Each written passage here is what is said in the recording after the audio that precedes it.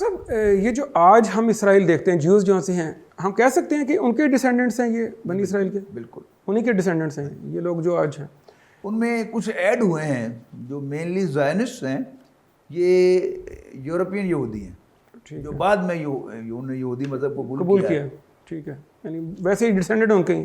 اچھا، اب فرعون ڈوب گیا ہے، اب حضرت موسیٰ علیہ السلام اپنی قوم کی طرف رسول بن کر آئے ہیں، اس کا تھوڑا فرعون ڈوب گیا اور موسیٰ علیہ السلام اپنی قوم کو لے کر نکل گئے، سمندر کو پار کر گئے. ایک مشن کمپلیٹ. اب دوسری جو ہے وہ ان کی بعثت فور فرنٹ پر آ گئی. اب کیا ہے، اللہ تعالیٰ نے دوبارہ بلایا ان کو کوہ طور پر اور وہاں پر ان کو تورات دی ہے which was a complete code of life. اچھا، اب اس کوڈ کو امپلیمنٹ کرنے کے لیے ایک ریاست کی ضرورت تھی، ایک پورا سیٹل سویلائزیشن کی ضرورت تھی. یعنی صحرا میں جب لوگ رہ رہے ہیں تو پھر اس میں شریعت کی امپلیمنٹیشن تو نہیں، وہ چاندے کا کام ہوں گے جن پر عمل ہوگا.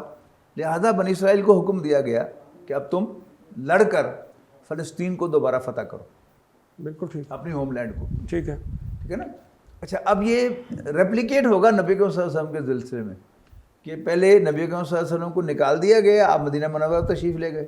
ٹھیک ہے. اس کے بعد پھر فرمایا کہ مکے کو فتح کر کے وہاں پر یہ جو شریعت ہم نے تمہیں دی ہے اس کو نافذ کرو. لیکن قوم نے انکار کر دیا لڑنے سے. موسیٰ علیہ السلام کی قوم نے لڑنے سے انکار کر دیا. لہذا انہوں نے اللہ تعالیٰ سے کہا کہ جی میرا تو اختیار صرف اپنے آپ پر یا اپنے بھائی ہارون پر ہے، تو یہ نافرمان قوم کے اور ہمارے درمیان جدائی پیدا کرتے ہیں. بالکل ٹھیک. پھر حضرت موسیٰ علیہ السلام کا بھی انتقال وہیں صحرا میں ہو گیا اور حضرت ہارون علیہ السلام کا انتقال بھی اسی صحرا میں ہو گیا.